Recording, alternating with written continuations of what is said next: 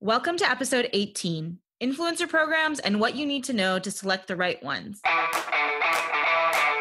Welcome to the PR Playbook Podcast with Ranjini Joshua, the only podcast that teaches you how to strategically navigate the world of public relations and social media and grow a powerful brand.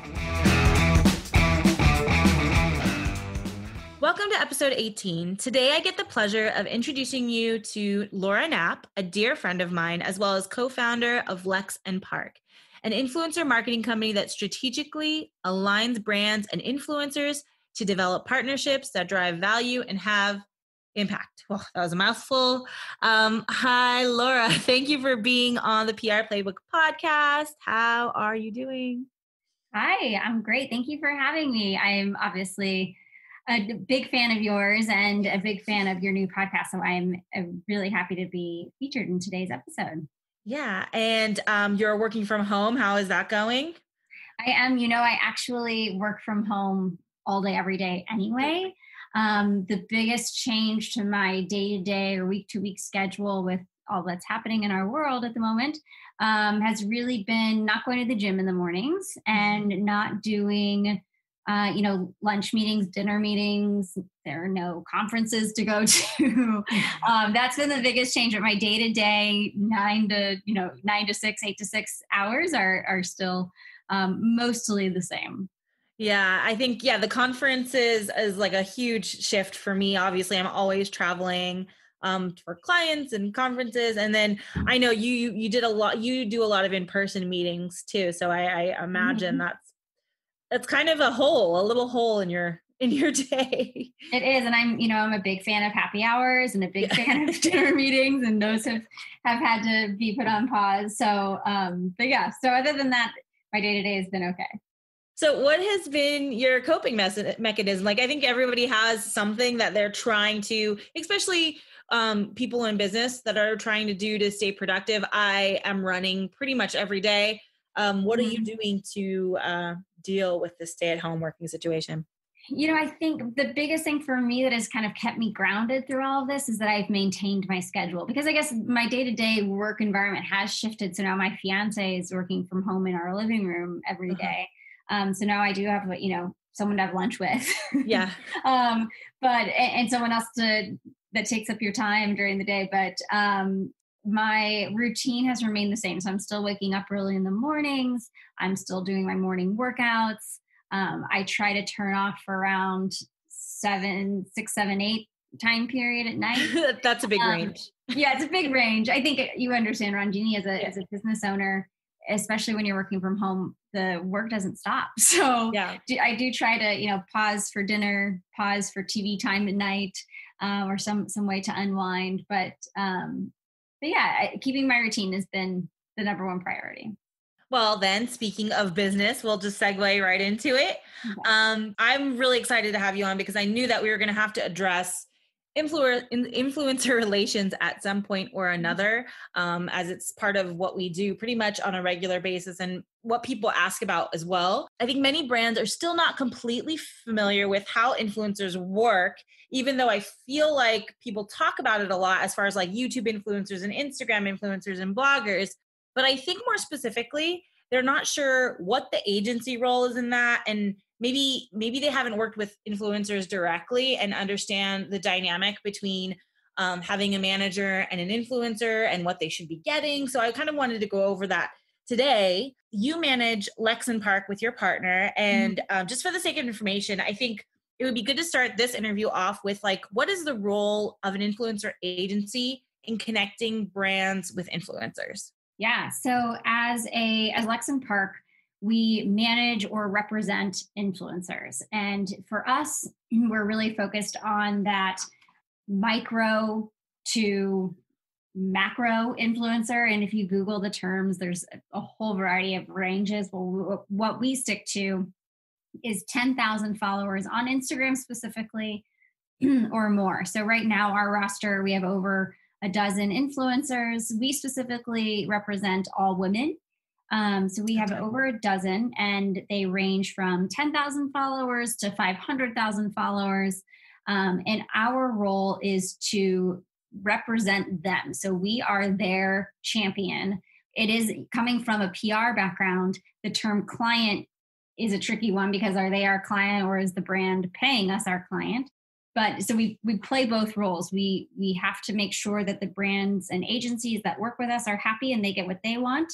But we also have to make sure our influencers are happy and that their vision and rates, for example, are also met, and that they are able to be creative with the content that they're creating in partnership with the brand. So our role is to really make sure that an influencer is aligning themselves with brands and therefore products that they truly authentically like, and also make sure that they get paid and get paid appropriately for the work that they do, because essentially they are providing a paid media service.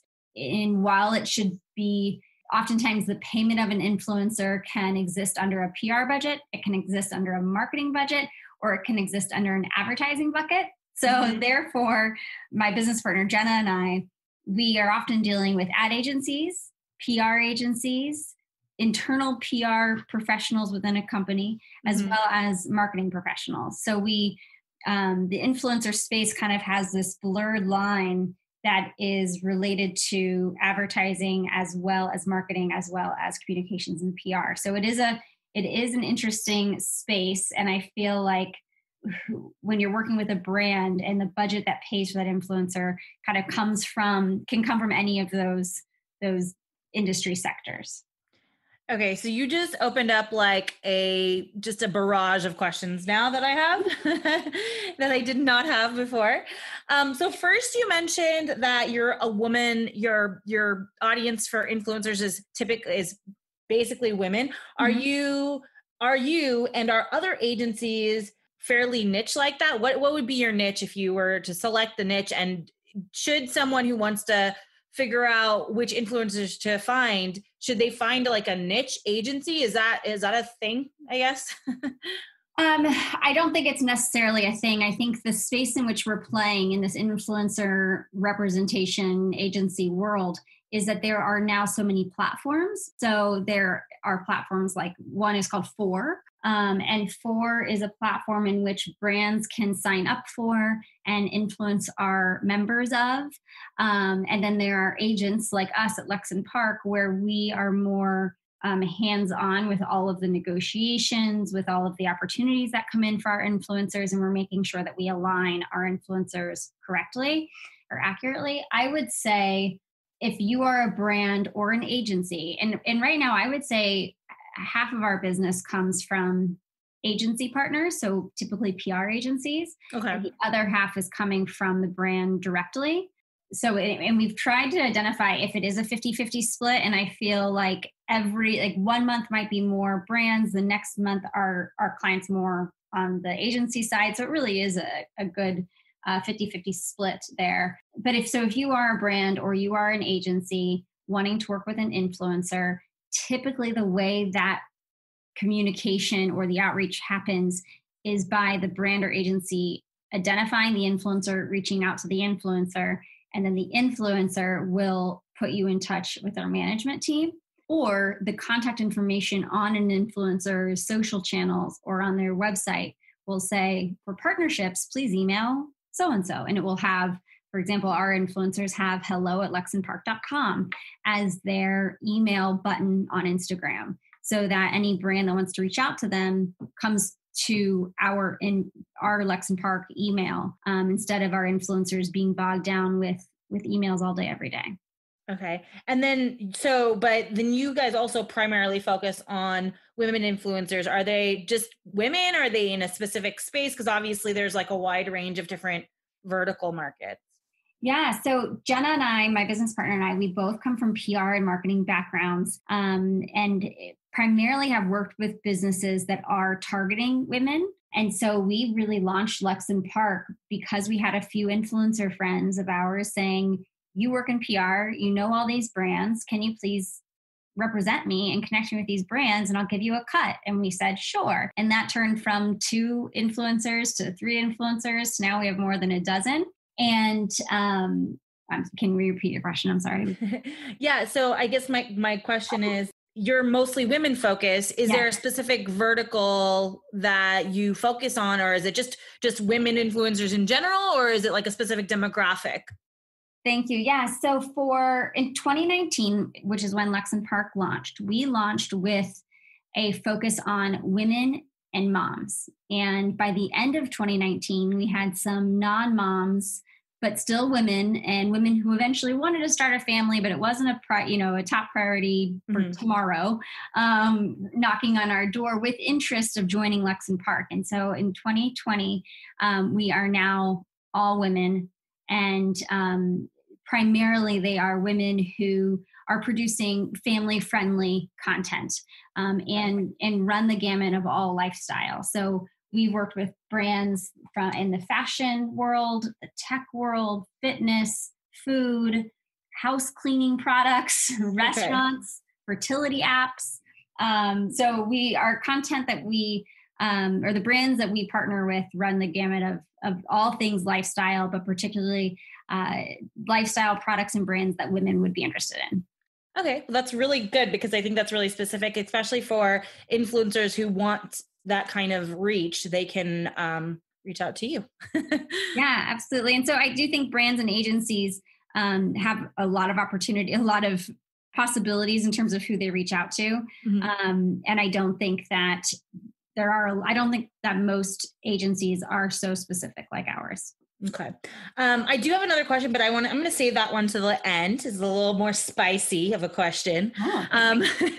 But just to get to more in the dynamics of what you do, this podcast, I think, really targets more target marketers and brands who want to partner with influencers, or who may want to partner with influencers. So as a brand, how do you know if your brand should consider like an influencer strategy? And are there just like a few tips that you can pull us through to identify, like, am I ready to do influencers, and should I do it? Yeah, I think that's a great question. I will say, specifically considering the time in which we're in right now, where we are under, the shelter in place policies, and, there are restrictions as to the grocery stores we can go to, how often we should go to them.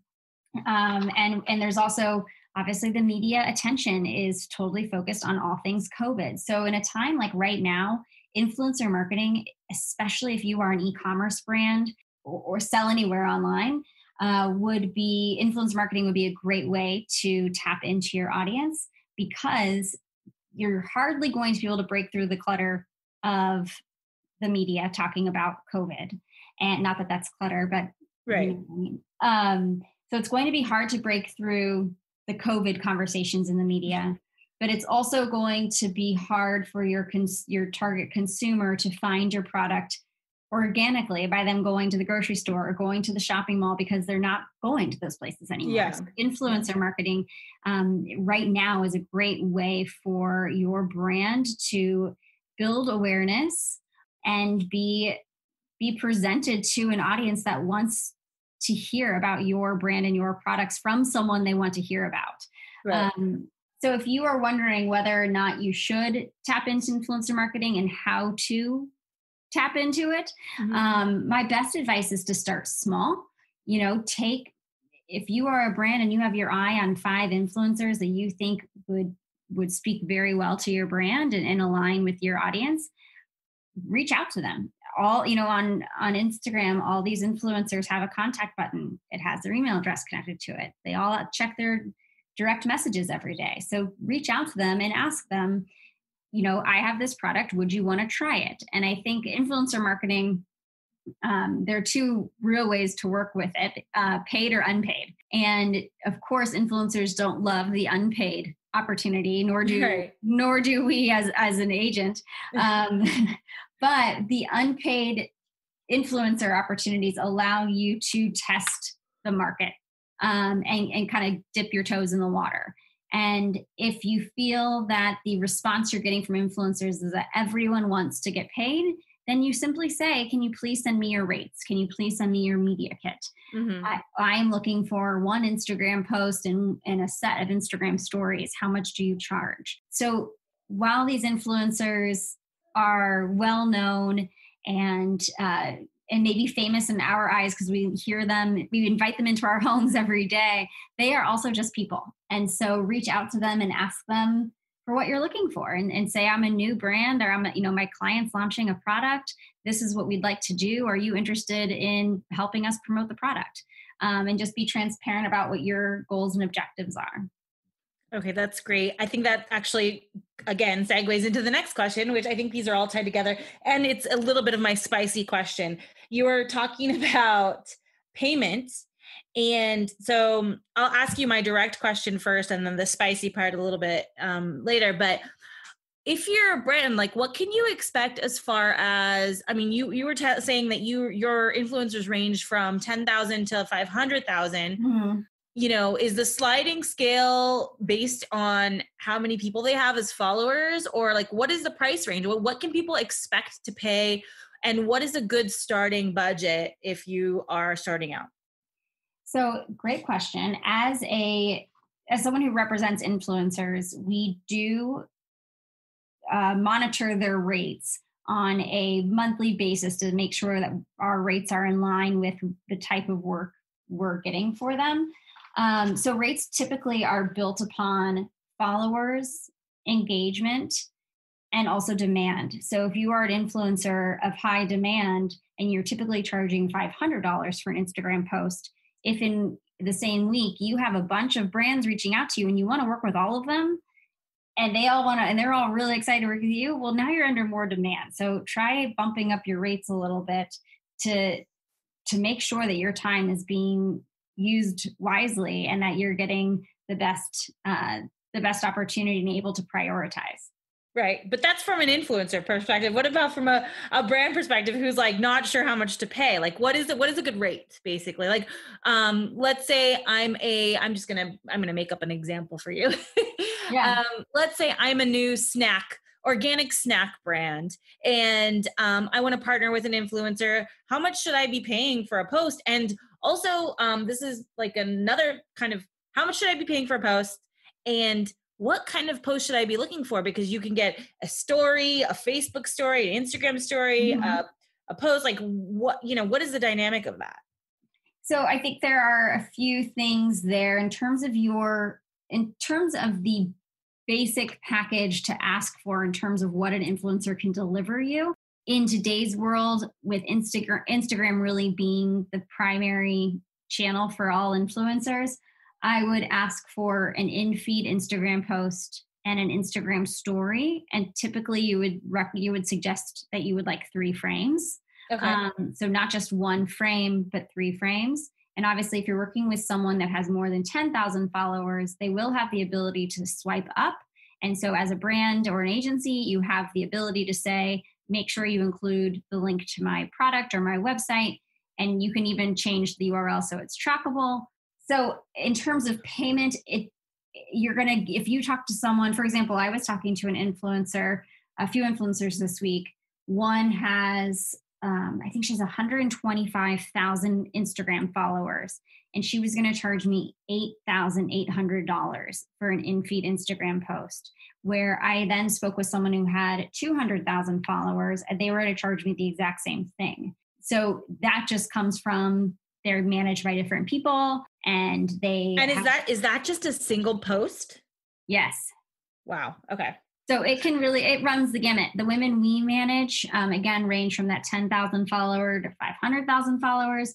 Our packages really range from $200 for something like a set of Instagram stories only, mm-hmm. to $4,200 for someone that is going to do a blog post, an Instagram post, an Instagram story, and an e-newsletter about your product. Oh my God. I just see the dollar signs like lining up in my eyeballs. So it really does run the gamut. And I think as a brand or if you're at a PR agency, I think you have the ability to negotiate oftentimes. Sure. Where you're going to find those discounts or negotiable items, mm-hmm. are activating the influencer for a longer duration. Yeah. So instead of just saying, I want one Instagram post during 1 month, say, I want to work with this person for 3 to 6 to 9 to 12 months.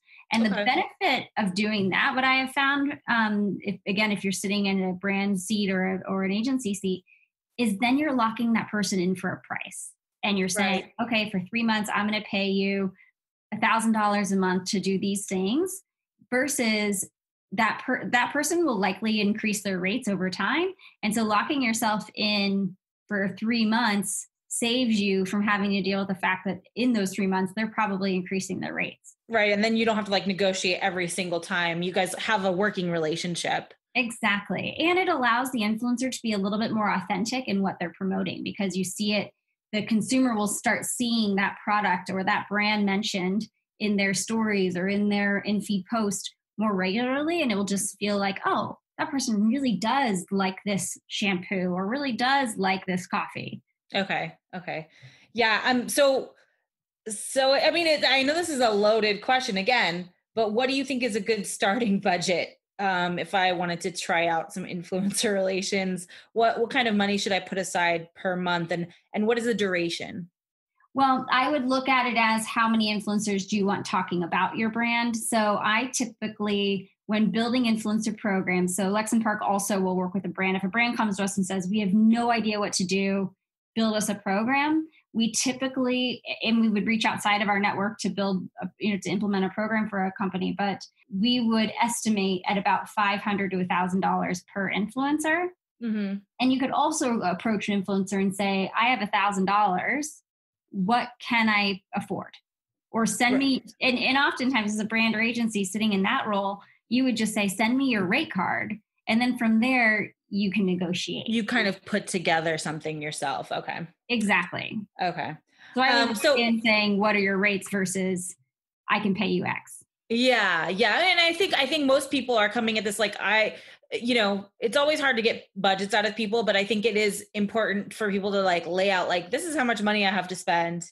What is possible here? Mm-hmm. But I think the fear when you say how much money you have to spend is they just spend the max amount of money that you have.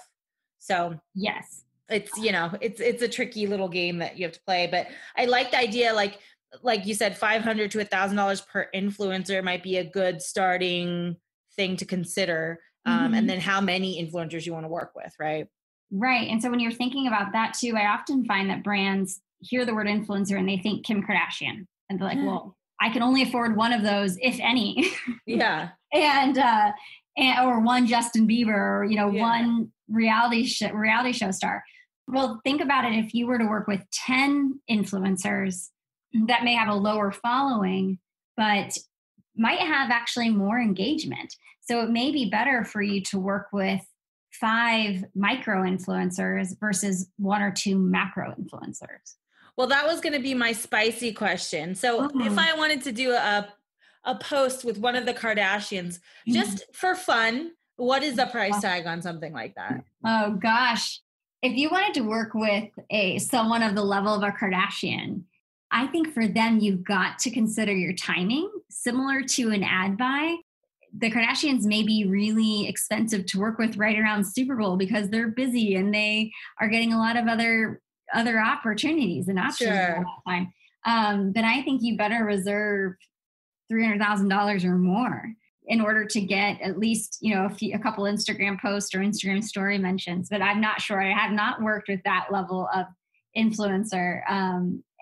And I don't know if I want to. I really like this micro, mid-tier, macro level. It seems like there's a lot more like it's almost like being an agent to a celebrity. I mean, that's what it is, right? It's like you're in a micro level, you're agents to these mini influencers or mini celebrities. And so, it's basically that same thing, just on a huge level. Which is scary. 300,000. I actually, a long time ago, this was like maybe 8 years ago, I worked with Monster Energy, and there is a YouTube personality named Jenna Marbles. Uh-huh. And I don't know, I probably shouldn't be saying this on the podcast, but at that time, and this was a while ago, she's asking for $75,000 just to have the product in the video. And we were like, what? And that is not saying what she's going to do with the product or if she's even going to mention it. It's just to be in the video, be placed in the video. And I think she was also in high demand. Like you're saying, it was a timing thing. She was in high demand at the time. So she was working with a lot of big brands, but we were like 75,000 just to be in the video. Don't know if that's going to give us the exposure that we're looking for. So I think it's also, what is the intention, or what kind of call to action are you looking for? Because they might just want a brand mention, like, I just want my brand to be next to this person, or they might want something more, right? Like in context of the brand.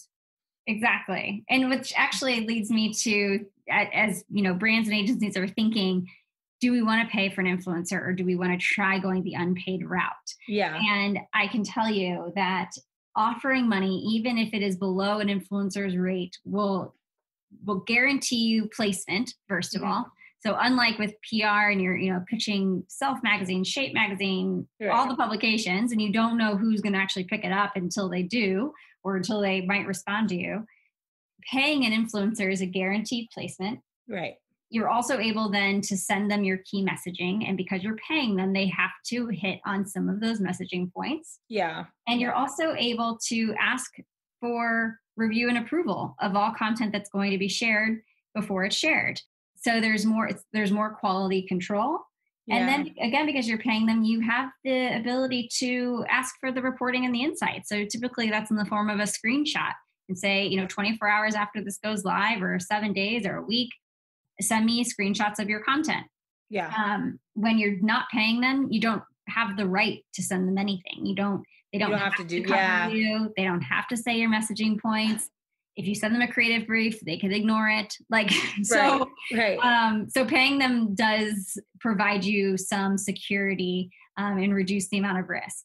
Right. No, that's a good point. That's a really good point. And I work mostly in the earned media space. So we've done reviews where we've had negative responses, and mostly a lot of people are gracious, especially if you have a relationship with them. They won't review a product if they don't have something nice to say. But I have gotten negative reviews, and that hurts, especially if it's a big outlet and you've already given them the product and they're having a bad experience. Like, you cannot control that, and you can't control anything they say.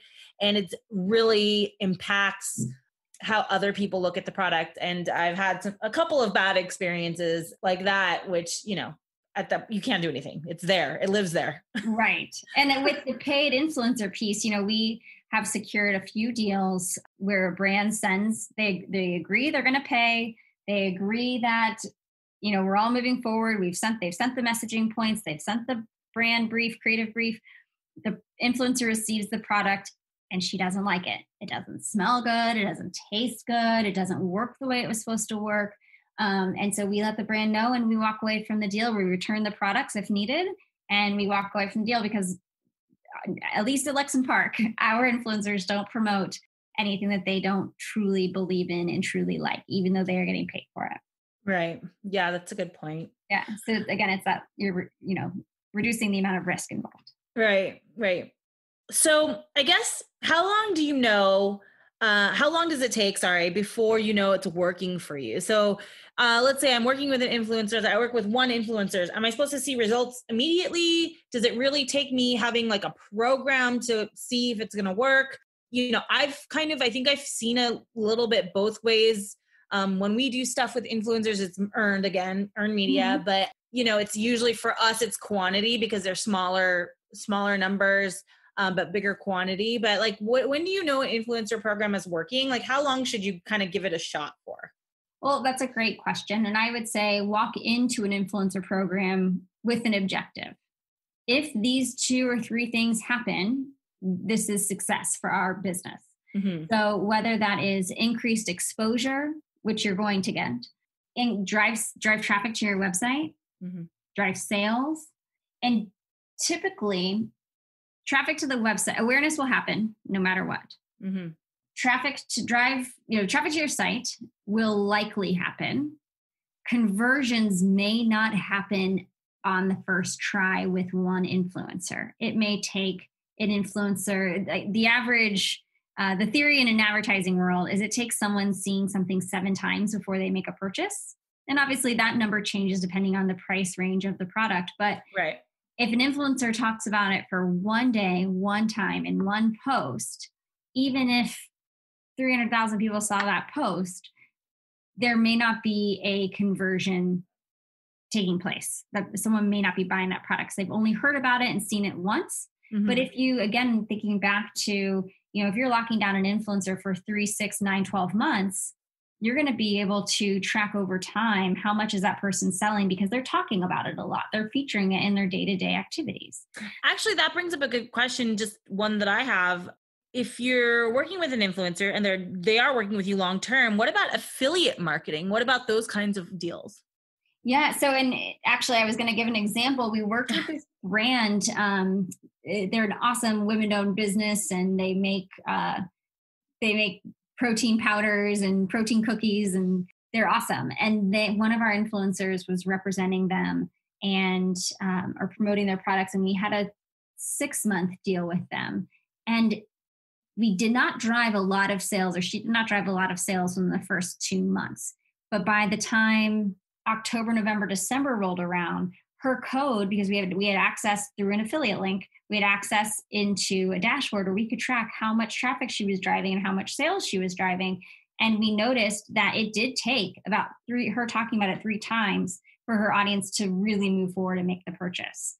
Because again, they trust her already, but when they hear her talk about something multiple times, there's more trust involved. And so in that case, affiliates are interesting. As an agent, we don't take affiliate programs for our influencers because it's a tricky financial situation for us. We would not get that much gain out of it. So it doesn't make sense for us to build those deals for our influencers. But for some brands, it really works.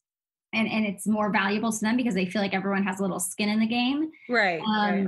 But what we do, the way we deal with brands and agencies that come to us offering affiliate deals, we say, hey, we're going to forego the commission of the affiliate program. Instead, pay our influencer this flat rate, whether it's a monthly rate or a one-time payment. Pay us this flat rate. She'll do everything you ask. We'll even throw in a few extra Instagram stories for you, but we don't need to accept any commission based on the sales this person drives. Okay.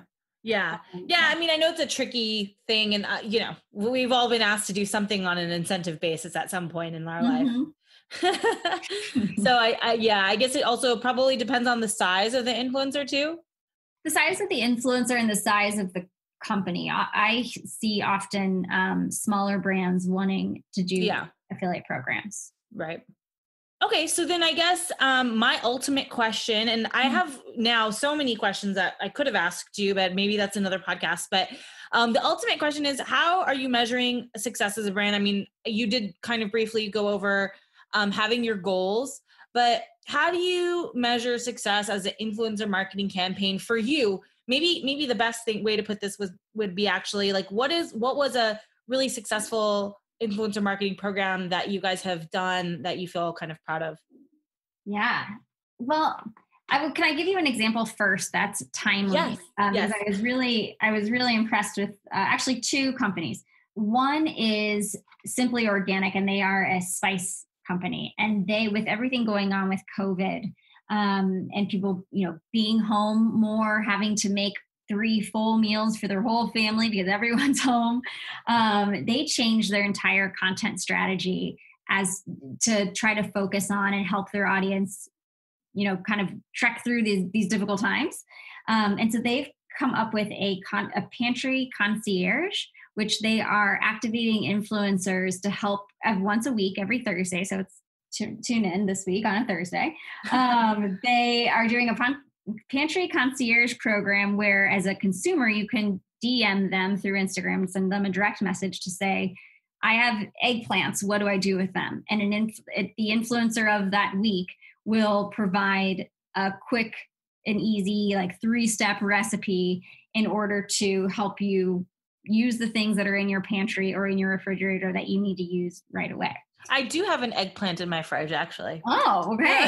well, coming up, one of our influencers will be the pantry concierge. So please submit your question. And so I really like it when we can help brands who are going through a shift. So brands like this that are thinking, okay, well, we weren't planning on doing this pantry concierge program right now, but now we're doing it because everyone's home. can we work with your influencers and can we make this happen fast? And I really like those type of programs where we are helping them fill a need. Same, we're also working with Jazzercise, and that's been a really fun one because we worked with them months ago, way before COVID was ever a thing. And they've come back to us now saying, with all these people working out at home, can we have your influencers talk about our digital platform and working out at home? So when those are probably our favorite programs, or when we're able to help a brand out and to really make an alignment that works well with the influencer and with a brand. Yeah. And it sounds like you said, very timely too.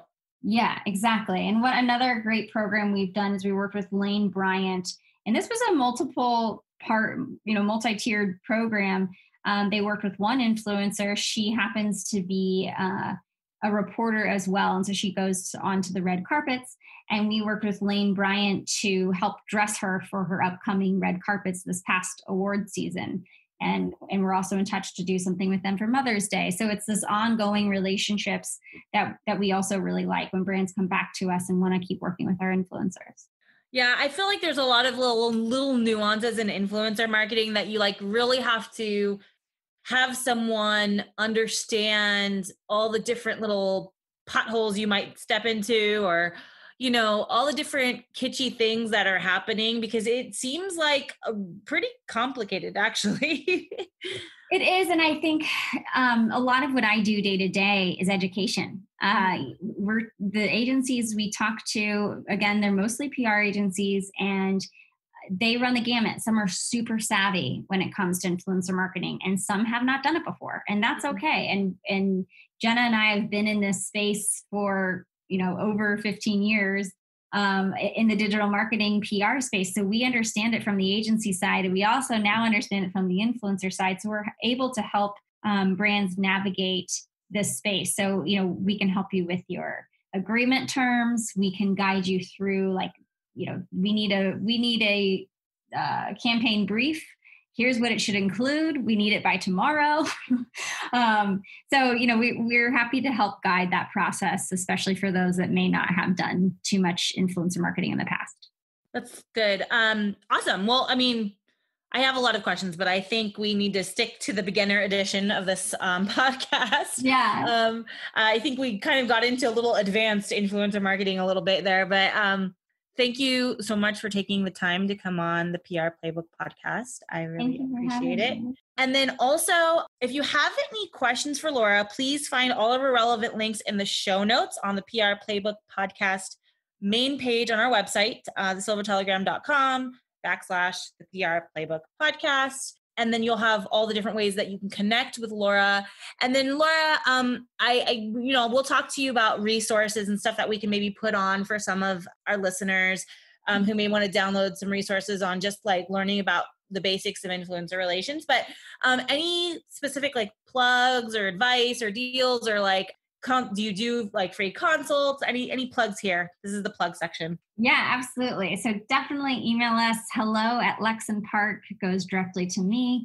And I would be happy to answer any questions you have, guide you through the process of how to work with an influencer, the best influencer to work with. We are also happy to play around with budgets in order to align with what you were looking for. We can help you determine what deliverables you need for your program. So shoot us an email and we will give you all of our time to help you as much as we can in order to make a partnership happen. Again, it's hello@lexandpark.com. Perfect. And the website is lexandpark.com, just straight up, right? The website is coming soon. But okay. in the meantime, you can visit us at Instagram at Lex. It's Instagram.com/lexandpark. Perfect. Thank you so much again. And then, do you know what? I just have another question for influencers who like maybe aren't sure how to work with an agency. Do you, I'm guessing you do that side too. So if someone's listening and they're an influencer and they want to learn more about getting involved with an agency or working with brands, are you a good contact for that as well? Yes, absolutely. We are always accepting new influencers. Our roster grows monthly. So we're open for business. Call me anytime, DM us. Email us, and we would love to bring on any influencers. And we also actually have a program for budding influencers, if you will. So if you are between, the 8,000 to 12,000 follower range, and you are not getting deals and you're having a hard time getting brands to pay you, and you're not sure why, we also offer a couple different packages for that budding influencer to help them get more deals and or to identify what they could be doing different on, as far as they present themselves to better attract brands. Oh, okay. Wow. That's awesome. That's awesome. Okay, great. Good to know. All good stuff that I need to integrate into our programs. Okay. So as usual, if you have any questions, please send us comments, questions, or suggestions to podcast@thesilvertelegram.com, which finally works. I'm getting emails. And that's all for now. Stay safe, get outside, and focus on the positive. See you next time.